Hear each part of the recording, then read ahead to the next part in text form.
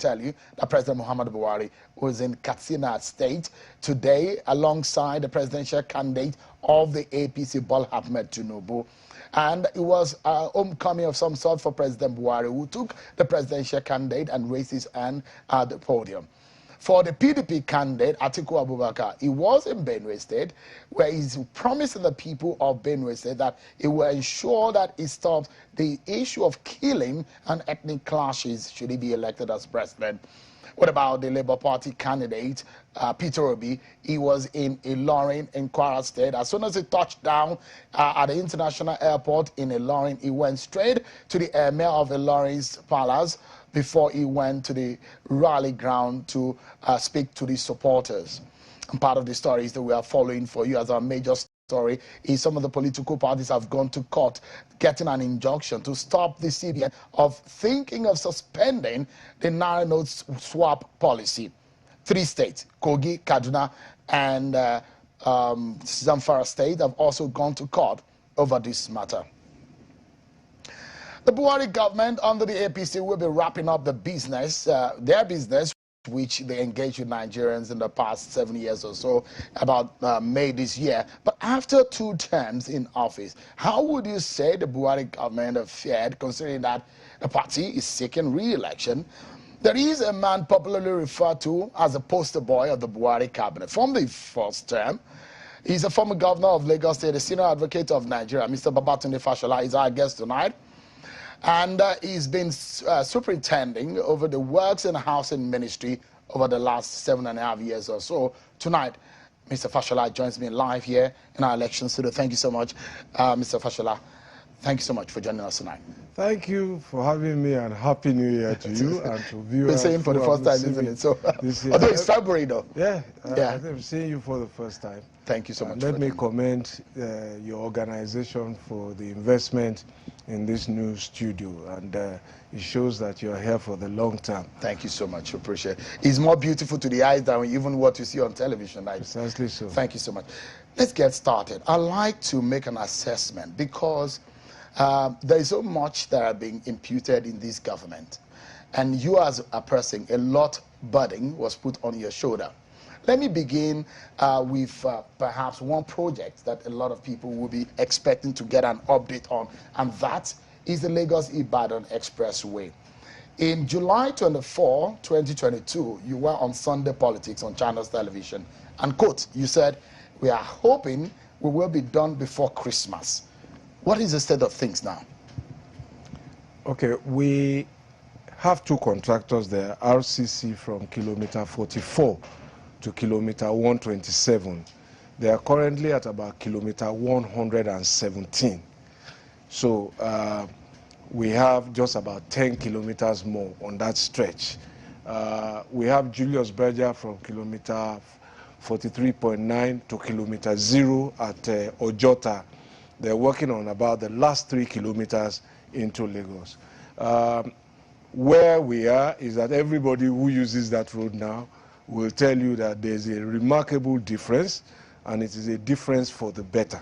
So it's a work in progress. We haven't finished, but clearly journey times have reduced significantly, and that is the purpose of investing in a road network. So in half the time that our main opposition had to address that problem, we have almost solved it.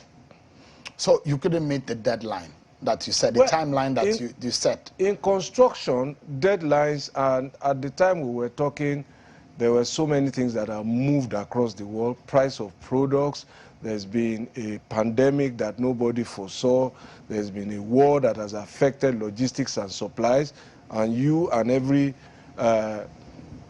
fair-minded person know that some of the construction inputs are imported. So those deadlines move. There are challenges about right-of-way setbacks and so on and so forth. So, but it's a continuous operation. There are days when, because of the behavior of some commuters, the road gets locked down until law enforcement and traffic management comes to ease it. During that period too, our construction materials is trapped inside it. So, for example, in Christmas, because of the heavy traffic, we had to open it, stop construction for almost about a month. in order to make it less burdensome, to make the commuter experience at that time more pleasant. We opened up all of the places where we barricaded, because we have to barricade for the safety of the construction workers too. So we don't want trucks, vehicles to run into them. They're Nigerians just like you and I. So those are things that shift some of these predictions. And so do we have a new date for the completion of the We're Lagos expecting that we will finish before the end of this term, sometime in between April and May. But work is going on. If you go there, you find our contractors there working. So it's possible that President Buhari will commission that road before leaving office? I am optimistic that he will do so, but really and truly, commissioning is a ceremonial thing. Cut tape and we go.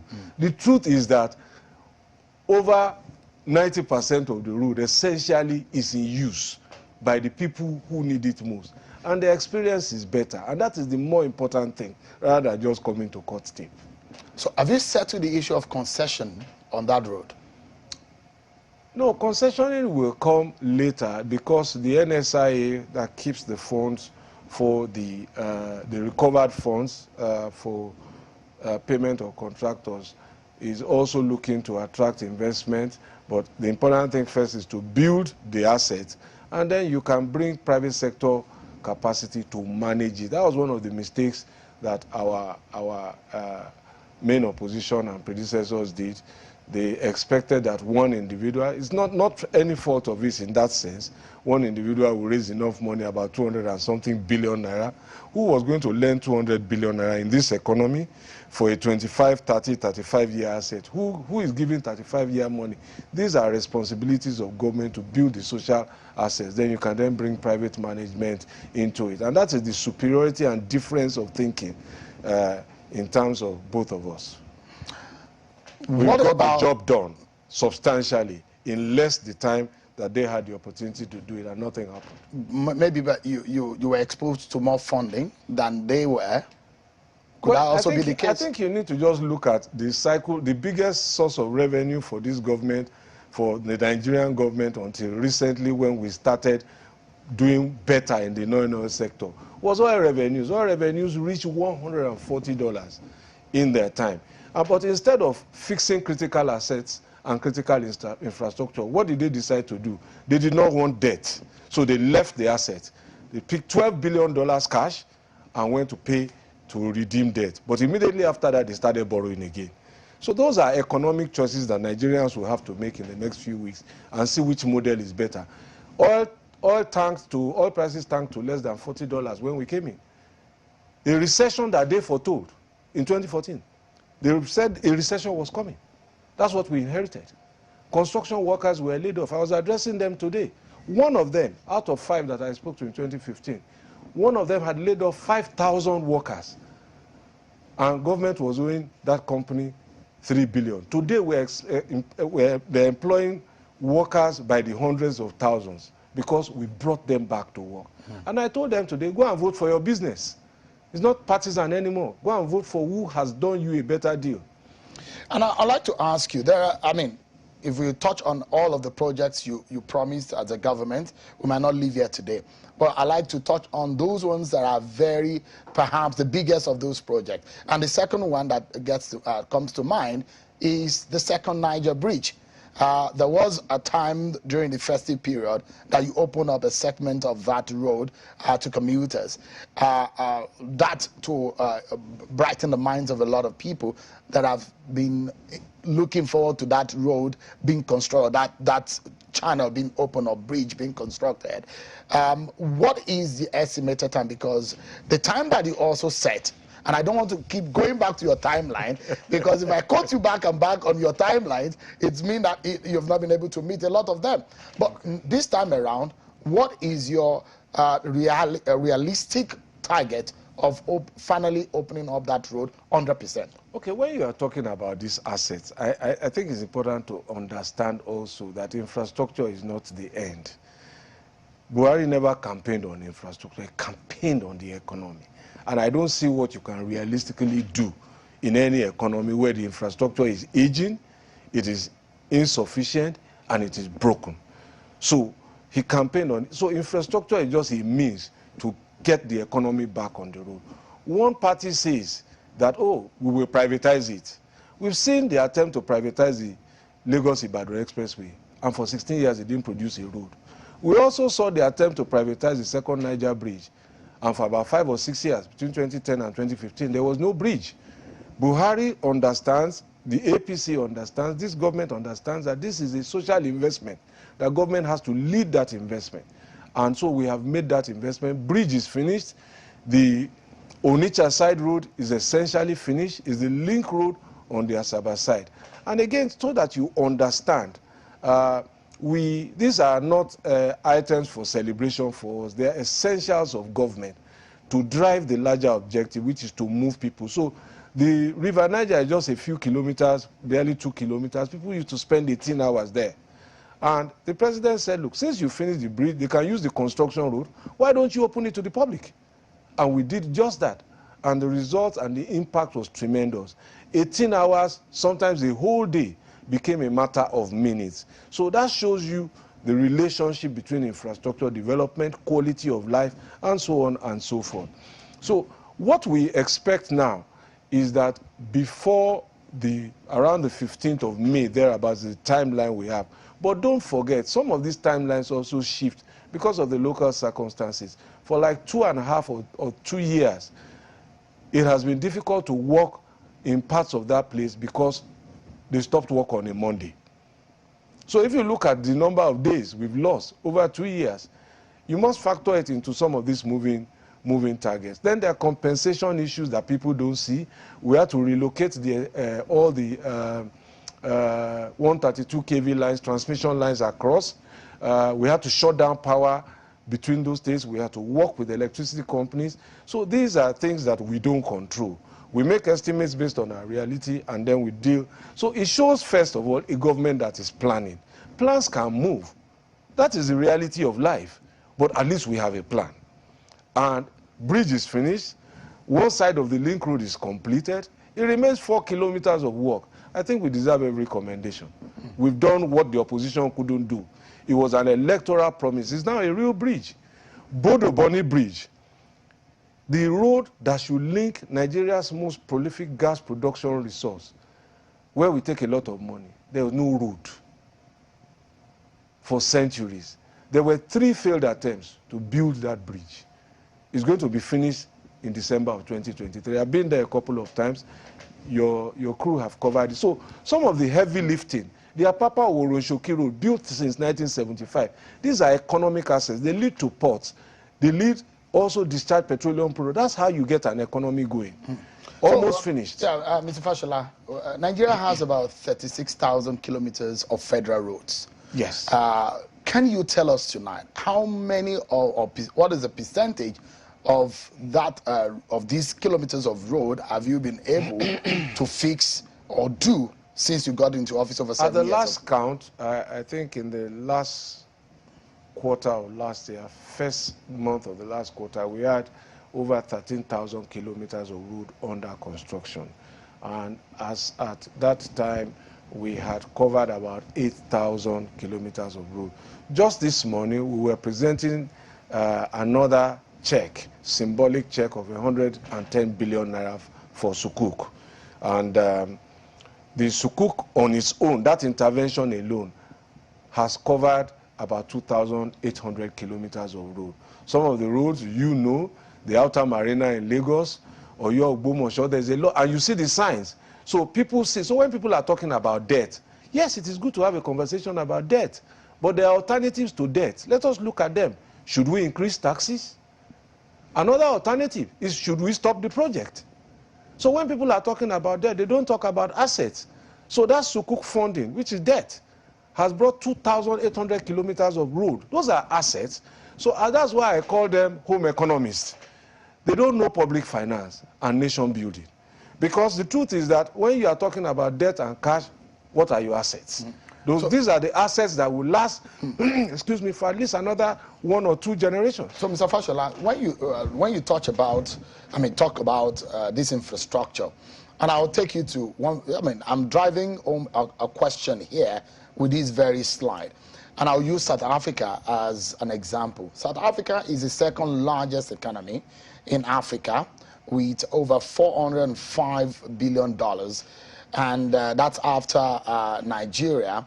South Africa has the 9th longest road network with over 891 kilometers of road, and the 10th longest rail network.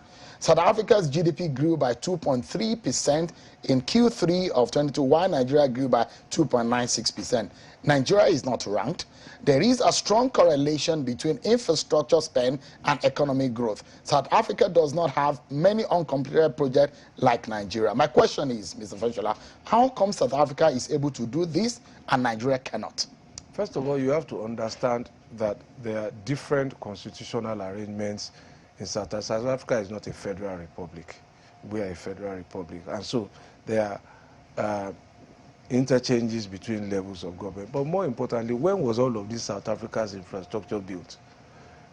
Essentially, most of it was built before the independence, the liberation of South Africa when Mandela was released. Essentially built by their network and their affiliations with Europe. So if you go into South Africa, I've been there, I think the last time I went there was about 3 or 4 years ago, you will see also the infrastructure is aging. Now, there was an injection of new infrastructure, the Gauteng Rail, expansion of Oliver Tambo Airport, and a few other facilities when they hosted the 2010 World Cup. And those are some of the things that we should be doing in order to build infrastructure. So I'm not sure that the correlation you are trying to do, that South Africa does not have unfinished infrastructure. They have aging infrastructure. They can't even finance infrastructure spend now. That is the truth. That economy is breaking down. You can see their last 2 years or so, the ratings of some of their economy, junk rating. That's what they call them. So there are no comparisons. But they've built an infrastructure base that we need to replicate. So you will see us expanding our airport. So you will see us building a new seaport. You will see us supporting private sector, investing in a new refinery led by the Dangote Group. You will see rail beginning to evolve. And so these are things that we should have done when we took $12 billion out of this economy. So I'm asking Mr. Fashola because... I'm answering you. No. The question I'm asking is there should be a correlation between infrastructure, which you mentioned, that the promise of your government is about fixing the economy. Yeah. And there should be a direct correlation. When you're fixing infrastructure, it will bring some trade and commerce benefit. And that's why I took you to the economy. Let me go there. So let me answer now. Just a moment, because I want to add this so that this is like a background to the question I want to ask you. So if you spent a lot of money on some of these projects, some of them are now debts as a burden on Nigeria, then what benefit or how do we hope to maintain them or pay back these debts? Are there plans? So there are two things. If you go through the quarterly GDP results, right, when the recession broke, when there's a recession generally, the first sector that is hit most is services sector. And it is the last to recover. Go and look at the last 3, 4, 5, 6 GDP results and look at the first 4 when the recession started. Services sector is back. That's when you know that you're out of recession and the trajectory is growth. And that is what our candidate is saying now. I want to double that growth. First response. The second response is that if you go and look, I gave you the figures when we started. The recession was predicted before we came. And I gave you some figures. One construction company had lost about 4,000 jobs, laid off people. Those jobs are back. So if you go and look in the GDP result, the sectoral breakdown, you will see transportation sector performing. It's not performing only because of rail and air. It's performing because the road network, the road sector is coming back. You talked about Lagos Ibadan. You didn't talk about Kano Maiduguri. You talked about Papa Urushoki. It used to be gridlock. It didn't move. So if you go and look at the quarrying sector, jobs are back. The number of quarrying companies have doubled. I released those figures today in the presentation that we did. Some have risen by 50%, some by 90%. Go and look at... how are these not affecting the unemployment figures? No, just wait a minute. We're talking now economy and growth. First of all, we talk about... Some sectors have claimed back jobs. Some sectors have also lost jobs. And this is the reality of the modern economy. As technology is moving in and taking place of certain things, some jobs will be lost. Even in channels TV, some jobs have been lost because of your embracement of innovation, or you have reskilled and retrained other people to go and do other things. This is the real life. Some companies have shut down. They are shutting down across the whole world. This is the reality. Now, are we growing enough to take everybody on? Not yet. But to the question you dare ask, how do you get out of a bad economy? You want to produce, according to one of the candidates. How do you produce without infrastructure? Where is the production going? If you don't have power, if you don't have roads to transport it, if you can't move it by sea, you can't clear it at the port, those economic models are not going to work. This is the backbone of the future for Nigeria. And it's been done.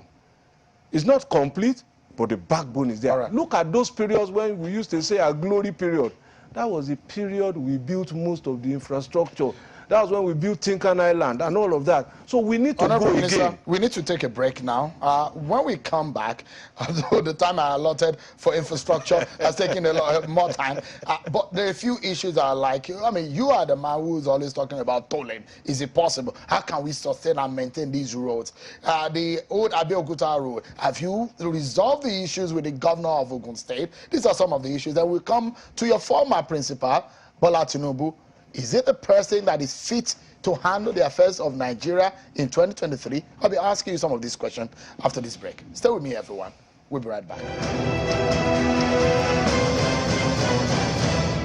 Many thanks, everyone, for staying with us right here on the program. Of course, we will soon get to the breaking news that you can see scrolling on your screen right now. Part of the conversation we'll be having on the program tonight. Let's get back to our conversation with former governor of Lagos State and the Minister of Works and Housing, Mr. Babatunde Fashola, Senior Advocate of Nigeria. Thank you so much indeed. I was going to tell you that perhaps the federal government should come learn a few things with us here at Channels. In all of those turmoil, Channels didn't lose the job. We, in fact, employed more people. We opened more facilities. More studios have been opened across the country. Increased our network base. So perhaps one or two things that... It's not the federal government that lost jobs. I mean, there are jobs. Excuse me, it's not the federal government that lost jobs. It's the private sector that is the largest employer of labor. And with the amount of money you are making from adverts in this campaign season, you clearly have the backbone now to make more investments. I'm just setting the record straight. I won't be surprised. We have actually added more staff. I won't be surprised. I mean, thank you. This is a good season. So when you are reporting and your colleagues are reporting that Nigerian elections are expensive, let all the media houses own up to how much of it they collected. All right, let's get back to it, Mr. Fashola. I wish I could go back to the works and all of those issues, but, well, I think I need to focus on another aspect of our conversation tonight. Let's get to it. There's so much that we need to discuss. Now, first and foremost, you made a lot of statements about the APC government. In fact, before the swearing in, you were very optimistic about what could be the performance of the Buhari government. You said at the time that as Nigerians voted out the Jonathan government, that if your government failed to perform, that Nigerians should vote them out. Do you think that Nigerians will obey or do exactly what you said that time? So let me put it this way. We are a few days to the election now, less than 3 weeks. We have momentum. The APC will win this election. We are not looking at a coronation. We know it's a competition, but the opposition is behind, clearly behind. And let me tell you why. Election, as we all say, is a game of numbers, not so. Mm-hmm. But in those numbers, the mathematics of it, one of the principles, cardinal principles of election, is that election is a game of numbers, and the mathematics and arithmetic is about addition and multiplication. It's not about subtraction and division. So one of the cardinal problems that opposition has had is that they have divided. So it won't add up. And let me tell you why. The main opposition today, Labour, NMPP, PDP, were on one side in 2019. The totality of their votes was still 3-point-something million votes short of the vote by which we won. Now, if you were not enough when you were together, how can you be enough when you are broken up into 3? Are you bringing more new people in from outside Nigeria? It's not going to add up.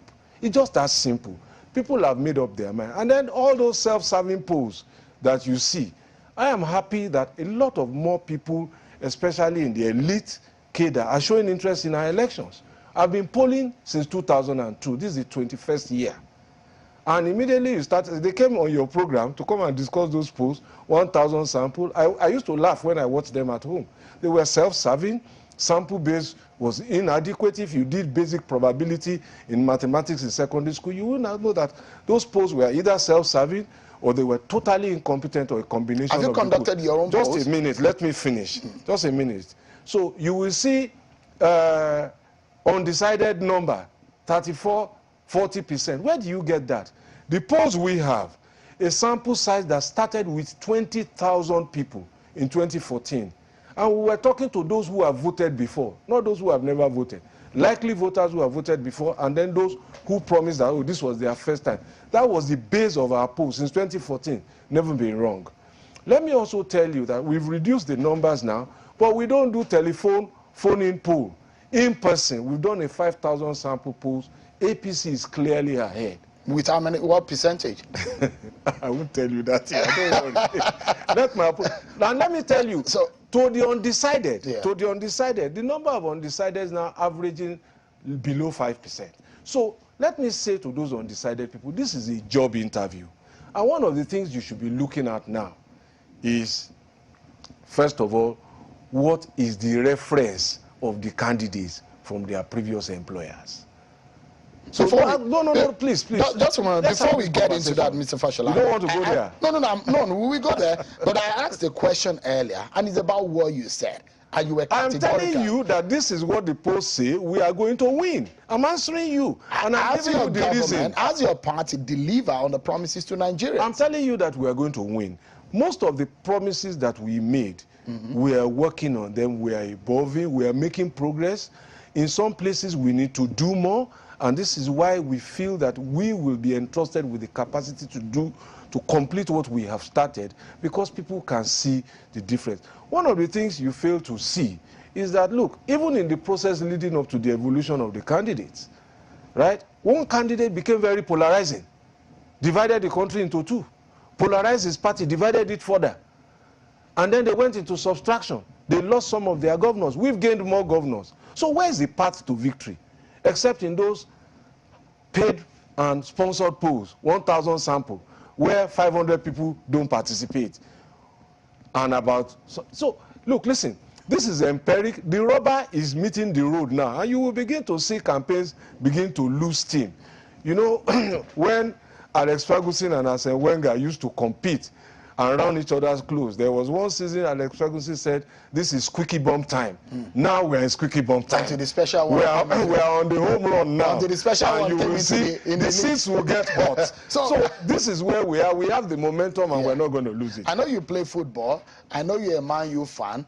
But at some point, there will be question, and you have changed coaches several times in that football club. Now, the idea is about the supporters who are, I can say they are Nigerians. And I'll get you back to the question I asked earlier. Have you performed to the point that Nigerians will vote your party again? We've been talking about the economic differences, for example. We told you sectors that have gained strength. We've told you transport. We've told you truckers. We've told you haulage. We've told you ports that have been expanded. These are economic aids. There's always also a distance between policy and results. In terms of security, for example, in spite of all of what we have had to go through, which is really unfortunate, and let me be very clear about that, there's a marked difference, a real stark difference. And, you know, I came to Abuja in 2015, but before we get there, before 2015, two things were happening. Nigeria could not hold any of his public events, May Day rallies, ceremonial events, October 1 events, at the Eagle Square. We were hiding in the villa. That's not a vote for security. It's not a vote for security. All that has happened post-Buhari. For those who lived in Abuja here, let me remind them, all of the major public places, restaurants, bars, hotels, entertainment, these are jobs that were lost. They closed at 7, barricaded by sandbags. All of that has been turned around. Now, before Buhari, there was a denial that there were no children kidnapped at all from Chibok. Unfortunately, we haven't got all of them back. But something has moved significantly. I think over 200 and something of them have come back from denial. Unfortunately, Les Sharibu is still not recovered. But this is the difference. Now, the problem is that new problems have arisen. But the difference between us and them is that we solved the problems they denied existed. While they were hiding in the villa, we were out there confronting the problems. We haven't finished solving the problems, but there's a stark difference in momentum. We moved the needle. Yeah, so, I mean, I'll get to... And we didn't promise a life without security challenges. Yeah, and because you promised 3 things. And because I need you to talk about... Let me go to the third one, anti-corruption. Let me give you one example. You were talking about Lagos Ibadan, second Niger Bridge. Part of the money that is building it was money that was stolen out of this country that Buhari has recovered, brought back in. So you will see the pattern. Money that left the country before Buhari, Buhari is the one bringing them back in. Because sometimes we just focus on anti-corruption, how many people have been jailed, how many people have been sectioned. Now, President Buhari just approved 114 billion, I think, about 2 weeks ago, monies recovered by law enforcement agencies to put into these 3 projects. Because we still don't have all the money to... Mr. Fashola, because of our time, that is the difference. Because I would like you to talk about the issue of electricity and Mr. Tinubu tonight. Because you were categorical about the issue of electricity. In fact, you said, stone us if you cannot give you light. No, I didn't say that. You were being I didn't say stone us. What did you say, sir? I never said stone us. What did you say, sir? No, I didn't say that. You got on the performance of electricity. Just calm down. Just calm down. I'm calm. I'm the one asking One of the things that was said about me was that I said we would electrify Nigeria in 6 months. It was a lie that I allowed to run until the day I asked my media men, play the tape back. And since then, that lie has gone. Don't say things that I didn't say. Okay, please correct the narrative. If I don't know which event you have been correct. You have been quoted as saying, and I said I'm a public servant. Yeah. I address the public from time to time. Just like you sit down here, can you possibly remember all of the things you have said in all your daily and nightly interviews from your head? That is logically impossible. So don't ask me to do the impossible. But if you give the context and the event and the date, I will tell you what I said. But I know that in my nature, the way I speak, I don't say those kind. I don't use words like stone. I'm not even a violent person. Stone is violence. I don't use those kind of words. They are not part of my vocabulary. So, and I'll get you to talk about Mr. Tinubu just in a moment. So, in 2015, the inflation rate is about 9%. Now it's in double digits, over 20%. You see, how many places has the inflation rate gone down across the world? Just a moment, sir. No. How many places has the inflation rate gone down just a moment. Across the world? If you allow me to ask the question. How many places are there no cost of living challenges, whether in Europe or America? Mr. Fashola, I'm very sure that you saw some few queues on the road. Oh, yes, I did. You saw how much of queues people are having at the banks. I sympathize and the videos with Nigerians so for what they are going if people are going through these economic woes, how do you then convince Nigerians that your party deserves to be voted? You are now interrupting. No, I am the one asking the question. You did not allow interrupting people. Mr. You didn't allow me to ask the question. You were anticipating my question, but you didn't allow me to land. Please go ahead, sir. So, in the process of interrupting me, I lost your question. Can you repeat? I am saying the fear queues that we see on the road. Because election 101 in 5 is coming up. No, don't worry. We still have some 5 minutes more. Okay. And you will talk about Mr. Tinubu. So tell me. So I was asking, these economic woes that Nigerians are experiencing, the fear queues, the ATM, the queues they're having, the hurry time they're having to even get their own money. Nigerians are all buying naira with naira. How do you convince Nigerians that under the Buhari government that these things are happening? Please vote us again. So let me say that, as I said earlier, I empathize with those challenges, and but some of them are the result of policy, And it is the responsibility of public servants, especially those responsible for those policies, to look back and say, did we intend to cause this pain? And if the policy is not working, perhaps you have to readjust, and to also ask yourself whether you thought this through.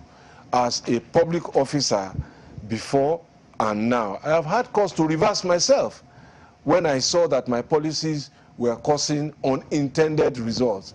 And so I have no responsibility on those two areas, and therefore I cannot speak to the details of the facts that are available to the policymakers. But the important thing is that those policies are not yet delivering the results and are delivering a lot of inconvenience for people. And that is why our candidate was the first to speak out about it, even though it was his party and that was in government. He was the first, and that is consistent with Asiwaju Tinubu's procedure as an activist, the fighter of the downtrodden, the champion of the downtrodden. And once he sees people in pain, so it was after he spoke that the others now found their voices.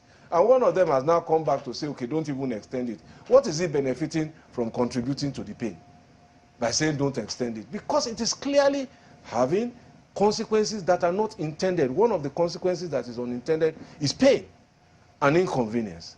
And I think that every responsible policymaker should step back and say, hey, is this what we intended?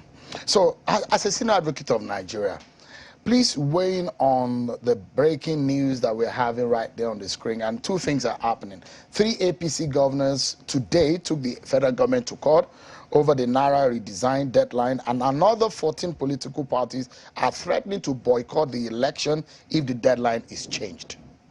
How does that have to do with senior advocate? They've gone That's to a court. lawyer. I'm asking for your views. They've gone to court. I haven't seen the court processes. I haven't seen what they filed. It would be extremely irresponsible of me to come here, to come and be talking about things I have no details about. I wasn't trained that way. You don't Lawyers don't give opinion about facts that they don't have. No responsible lawyer. Anybody who does it is probably practicing another trade, not the profession I was trained in. So you don't choose to comment on that? I don't have the facts. All right. So you're expressing me to no, do you get it? I get your point. An opinion and without the facts. It's taken. I got your point. That's not so the because way to go. it's relating to it the will matter. Be a baseless opinion. No, it's relating to the matter in which you were talking about the policy of the central bank, the Naira note, and the controversy that generated. The facts that I can talk about the policies that we see pain. I see people at ATMs. I see people in banks, crowded, struggling to get their money. I get feedback. I don't have cash too. You don't? I don't. So the policy is not working? Well, not at this moment. Okay. So it's causing unintended consequences. And I'd like to ask you a rather, well, I wouldn't say it's an uncomfortable one. Bola Tinubu, why do you think he's the best man to be Nigeria's president? Well, don't forget that we are running a democracy. So there are people who have their views about who should be the candidate and who should not be the candidate.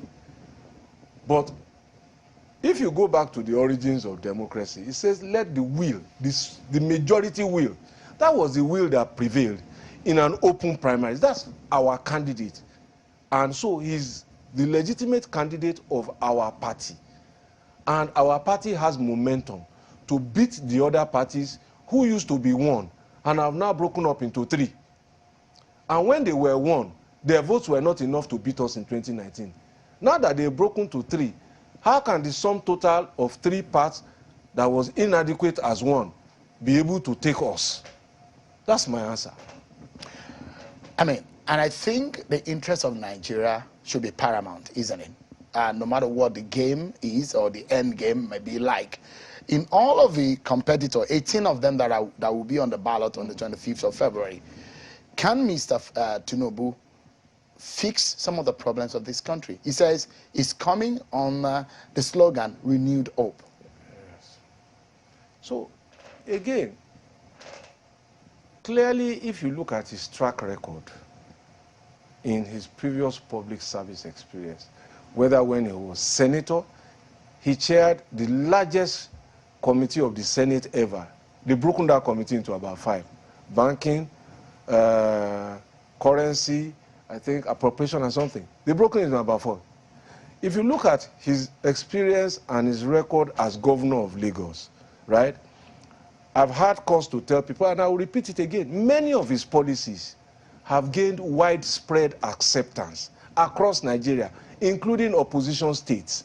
10 opposition states have passed Office of Public Defender law, his state-grown initiative to support people who did not have access to justice, who couldn't afford lawyers. LASA, to improve advertisement and revenue for local government, 15 states have passed similar laws. LASMA, his own state traffic management policy, 16 states have passed such laws. Judicial reforms, paying judges extra. From when he became governor, judges were earning 50-something thousand. It has become a national revolution. And I keep asking, if opposition and his own party have embraced his policies and ideas in governance, which is what we want to elect him to do, why are we hiding behind a finger? Even some of his colleagues who were in opposition states have joined him. They worked with him. So where are the other candidates? Who are the people who worked with him, with them? Who were their commissioners? Who were their former bosses? What did they have to say about them? These are the job recruitment requirements. That you when you are asking people, when channels wants to recruit somebody, they will say, who did you work with? Won't you? What is your previous reference for where you are coming from? What about his present capacity? What is the issue about his capacity? He has run the hardest campaign. Wait a minute. He has run the hardest campaign. The toughest fought primaries. And even after that, he was the one going around, going to embrace people he defeated. And that shows his leadership quality, that this is not a winner-takes-all thing. This is nation building. And he's still campaigning. And I ask people, are any of you even able to do some of what this man is doing at his age, and you are doubting his fitness? You need to run his race first before you know whether he's fit or not. All right. You need to sleep the few hours he sleeps before you know whether you can do what he does. We need to wrap up now, and quickly too, Mr. Fashola. I thought you said we had a lot of time. No, not a lot of time, but we had some few minutes afterwards. I just have about 60 seconds, and I'll ask you two questions in that bit. Two questions in 60 seconds. 30 seconds a piece. Do you really want me to answer them? One of it is being the fact that in this race, if you had opportunity to choose anyone aside Bola Tinubu to vote for, who would that be? Honestly, given what we have to choose, I will still choose Bola Tinubu. Because this is what is on the table. This is really what is on the table. So compared to other candidates? Is by record, by performance, by industry, by energy. Look, go and look at the tribute I wrote when he turned 60. All right. So you don't want me to answer again? My final question is this, and this one... The guy is built like a tank. Yeah. He looks frail. You think he's going to fall? He doesn't fall. You covered him, I think, in 2002. Very well. When he could barely get up to go to his campaign. And opposition was saying that, oh, if they elect him, he will die. He's still alive. All right. 2002 to now. Mr. Fashola, just in 30 seconds, APC governors suing... You underestimate him at your own peril. APC governors suing APC government. Is the House divided against itself? Well, you can try as much as possible, or some of you, some members of the public, can try to infect us with the virus, the G5 virus that has infected the other political party. Unfortunately, there is no vaccine for that virus. So, look, constitutionally, the courts are there to resolve disputes. I don't have the facts of this case. I'm getting them in studio, and I won't comment on those facts. Mr. Fashola, I've interviewed you several times, and you have not changed. Thank you so much. You are a good interviewer yourself. You are getting better, so you have changed. Thank you so much, Mr. Babatunde Fashola, Minister of Works and Housing. Thank you so much. And I wish you and your party the very best in the election. Thank you, Shehu. It's good to see you again.